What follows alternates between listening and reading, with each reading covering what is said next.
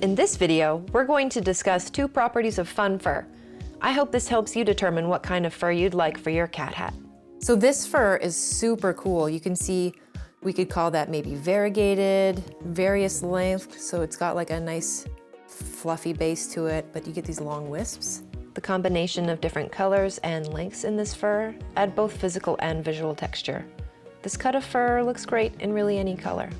I like to use these kind of furs if I'm looking for something natural. I like that it's got a thicker base to it so it doesn't feel flimsy, but you get long wisps.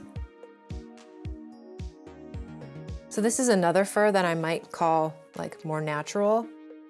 What's nice about this is the tips are varied in color, much like real animals. Also, it has that same kind of fluffy base to it. The pile of fur is more compact and shorter. This will be a noticeable change when we mix it up with some long varied fur.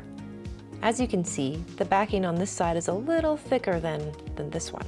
The thickness of the backing will determine how flexible your hat is. The backing really impacts how the hat will drape and hold over time. I like something like this, where it's a little bit stronger. This one's also not bad. You can see it doesn't have pull in any direction. To review, I chose these 2 furs based on their fur lengths and their backing thickness. Keep these characteristics in mind when choosing fun fur for your cat hat. They will impact both your cat hat's appearance and its longevity.